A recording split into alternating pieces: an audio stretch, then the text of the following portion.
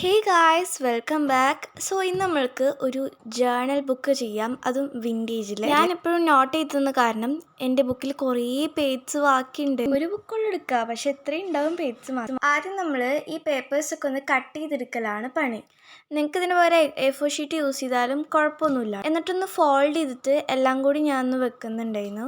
പിന്നെ ചാനൽ കാണുമ്പോൾ സബ്സ്ക്രൈബ് ചെയ്തിട്ടില്ലെങ്കിൽ ആ സബ്സ്ക്രൈബ് ബട്ടൺ നിൽക്കുക, പിന്നെ വീഡിയോ ഒന്ന് ലൈക്ക് ചെയ്തിട്ട് അങ്ങനെ ഇതെല്ലാതും കൂടി മടക്കിയെടുക്കുന്നുണ്ട്. സോ മടക്കിയെടുത്തതിന് ശേഷം അടുത്ത പണിയെന്ന് പറഞ്ഞാൽ നമുക്ക് ഡൈ ചെയ്ത് വെക്കലാണ് കേട്ടോ.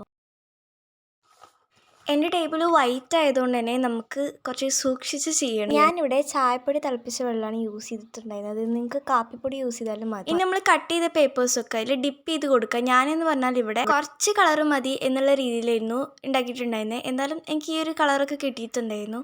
കുറേ നേരത്തെ ഫാനിൻ്റെ ചോട്ടിലിരുന്നിട്ടാണ് അതൊന്ന് ഡ്രൈ ആയി കിട്ടിയത്. നിങ്ങൾ വെക്കുമ്പോൾ വെയിലത്തൊക്കെ വെക്കാൻ ശ്രദ്ധിക്കുക. ഇനി അതിൻ്റെ എഡ്ജസ് ഒക്കെ ഇതേപോലെ ഒന്ന് കീറി കൊടുക്കുക. കുറച്ചുകൂടി വിൻറ്റേജ് ലുക്കിലേക്ക് വന്നു. അടുത്ത പണി എന്നൊക്കെ പറഞ്ഞാൽ ബൈൻഡിങ് ആണ്. സോ ബൈൻഡിങ്ങിന് നിങ്ങൾക്ക് നൂലും സൂചിയൊക്കെ വെച്ചിട്ട് ബൈൻഡ് ചെയ്യാം, അല്ലെങ്കിൽ വേറെ മെത്തേഡ്സ് ഒക്കെ ഉണ്ട്. ഇവിടെ ഞാൻ യൂസ് ചെയ്യുന്നത് സ്റ്റാപ്ലറിൻ്റെ ഈ ഒരു സൈഡ് നമ്മൾ ഇതേപോലെ വെക്കുക. പിന്നെ സൂക്ഷിക്കേണ്ട കാര്യം എന്തെങ്കിലും കട്ടില്ല ബാക്കിൽ വെക്കുക, അല്ലെങ്കിൽ കയ്യിൽ തലച്ച് കയറും. ഇതേപോലെ സെറ്റായിട്ടുണ്ട്, പക്ഷേ എനിക്കത് കുറച്ചുകൂടി വിടുത്ത് കുറവില്ല വേണ്ടത്. അപ്പം ഞാൻ അങ്ങനെ അതും കട്ട് ചെയ്ത് കൊടുത്തിട്ടുണ്ട്. അടുത്തത് ലെതർ യൂസ് ചെയ്താലും നിങ്ങൾക്ക് കുഴപ്പമില്ല ഈ ഒരു ബുക്ക് കവർ ചെയ്യാൻ. ഞാൻ ആദ്യം എടുത്തത് കുറച്ച് നൈസായിട്ടുള്ള തുണിയായിരുന്നു, പിന്നെ ഞാൻ കുറച്ചുകൂടി കട്ടില്ല തുണി എടുത്ത്. ഇനി ഒരു കാർഡ്ബോർഡ് പീസും അതേപോലെ നമ്മൾ നേരത്തെ എടുത്ത് വെച്ചിരുന്ന ആ ഒരു തുണിയും നമ്മളിതുപോലെ ഒന്ന് കട്ട് ചെയ്ത് കൊടുത്തിട്ട് അതിൻ്റെ മുകളിലേക്ക് നമ്മൾ നേരത്തെ കട്ട് ചെയ്ത് വെച്ചിട്ടുണ്ടായിരുന്ന കാർഡ്ബോർഡും എടുത്ത് ഇതുപോലെ സ്റ്റിക്ക് ചെയ്ത്. ഇനി ഈ ഒരു മറവ് ചെയ്യാൻ വേണ്ടിയിട്ട് നമുക്കിതിൻ്റെ ഒരു പേജ് എടുത്തിട്ട് അങ്ങനെ തന്നെ ഇമ്മ സ്റ്റിക്ക് ചെയ്ത് കൊടുക്കുക. സംഭവം ഇവിടെ സെറ്റായിട്ടുണ്ട് കേട്ടോ.